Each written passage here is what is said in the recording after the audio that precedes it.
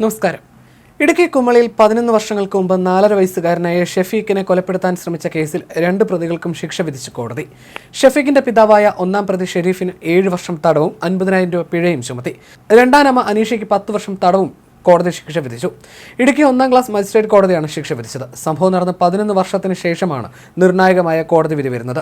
നേരത്തെ 2 പ്രതികളും കുറ്റക്കാരെന്നും കോടതി വിധിച്ചിരുന്നു. ഷെരീഫിന്റെ രണ്ടാം ഭാര്യ അനീഷ ഷെഫീഖിനെ ഒഴിവാക്കണമെന്ന ഉദ്ദേശത്തോടെ പീഡിപ്പിച്ചെന്നാണ് കേസ്. പ്രതികൾക്കെതിരെ കൊലപാതക ശ്രമം, മരണഭയം ഉളവാക്കുന്ന രീതിയിൽ മുറിവേൽപ്പിക്കൽ, കുട്ടികൾക്കെതിരെയുള്ള അതിക്രമം എന്നിങ്ങനെ 10 വർഷം കഠിന തടവ് ലഭിക്കാവുന്ന വകുപ്പുകളാണ് ചുമത്തിയിരിക്കുന്നത്. 2013 ജൂലൈ 15-നായിരുന്നു സംഭവം. ഷെരീഫിന്റെ ആദ്യ ഭാര്യയിലെ കുട്ടിയാണ് ഷെഫീഖ്. 2013 ജൂലൈ 15-ന് ഷെഫീഖിനെ പിതാവും രണ്ടാം അമ്മയും ചേർന്ന് തലയ്ക്ക് മാരകമായി മുറിവേൽപ്പിച്ചു. ശരീരത്തിന്റെ പല ഭാഗങ്ങളും പൊള്ളിച്ചു.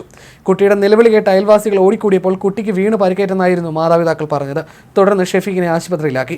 രണ്ടുപേരെയും പിറ്റേ ദിവസം കുമളി പോലീസ് അറസ്റ്റ് ചെയ്തു. തലയ്ക്ക് ഗുരുതരമായി പരിക്കേറ്റ ഷെഫീഖിനെ കോട്ടയം മെഡിക്കൽ കോളേജ് ആശുപത്രിയിലാക്കി.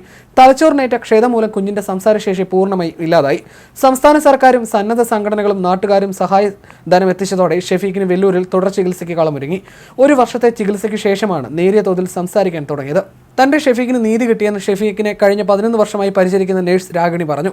കോടതി വിധിയോട് വൈകാരികമായിട്ടായിരുന്നു രാഗിണിയുടെ പ്രതികരണം. ഇതോടെ താൻ ആരാണെന്ന് പോലും തിരിച്ചറിയാനാകാതെയാണ് കുട്ടിയുടെ ഇപ്പോഴത്തെ ജീവിതം. മുമ്പും ഇരുവരും കുട്ടിയെ ഉപദ്രവിക്കുമായിരുന്നുവെന്ന് 2-ാം പ്രതിയുടെ അമ്മ മൊഴി നൽകിയിട്ടുണ്ട്. പട്ടിണിക്കിട്ടും ക്രൂരമായി മർദ്ദിച്ചും കുട്ടിയെ കൊലപ്പെടുത്താൻ ശ്രമിച്ചെന്നാണ് കേസ്. പരമാവധി ശിക്ഷ നൽകണം എന്നതായിരുന്നു പ്രോസിക്യൂഷൻ കോടതിയിൽ വാദിച്ചത്. കുട്ടികളുണ്ടെന്നും പരിഗണന വേണമെന്നും പ്രതികൾ കോടതിയിൽ വാദിച്ചു. 1-ാം പ്രതി ഷെരീഫിനെതിരെ 326 പ്രകാരം മാരകമായി മുറിവേൽപ്പിക്കൽ അടക്കം ചുമത്തിയിട്ടുണ്ട്. ദൃക്സാക്ഷികളില്ലാതിരുന്ന കേസിൽ മെഡിക്കൽ തെളിവുകളുടെയും സാഹചര്യ തെളിവുകളുടെയും സഹായത്തോടെയാണ് പ്രോസിക്യൂഷൻ വാദം പൂർത്തിയാക്കിയത്.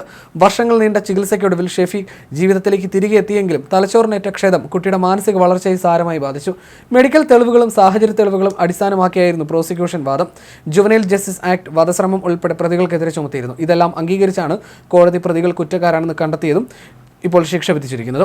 കേസിൽ മെഡിക്കൽ തെളിവാണ് ഏറ്റവും നിർണായകമായത്. കുട്ടിക്ക് അപസ്മാരമുണ്ടെന്നും കട്ടിലിൽ നിന്ന് തനിയെ വീണാണ് പരിക്കുകൾ ഉണ്ടായതെന്നും ദേഹത്തെ പൊള്ളലുകൾ സ്വയം ഉണ്ടാക്കിയതാണെന്നുമായിരുന്നു പ്രതിഭാഗം വാദിച്ചിരുന്നത്. എന്നാൽ അവസാനമായി ഷെഫീഖിനെ ചികിത്സിച്ച ഡോക്ടറുടെ റിപ്പോർട്ട് ഇതെല്ലാം വിരുദ്ധമാണ്. കുട്ടിക്ക് കൈ എത്താത്ത ഇടങ്ങളിൽ പോലും പൊള്ളലുണ്ടെന്നും വിവരമുണ്ടായിരുന്നു. സംഭവത്തിന് ശേഷം ഷെഫീഖ് വർഷങ്ങളായി അൽ അസർ മെഡിക്കൽ കോളേജ് അധികൃതരുടെ സംരക്ഷണയിലാണ്. രാഗിണി എന്ന ആയയാണ് പരിചരിക്കുന്നത്. ഓഗസ്റ്റിൽ ജഡ്ജി ആഷ്കേബാൽ ഷെഫീഖിനെ ആശുപത്രിയിലെത്തി കണ്ടിരുന്നു.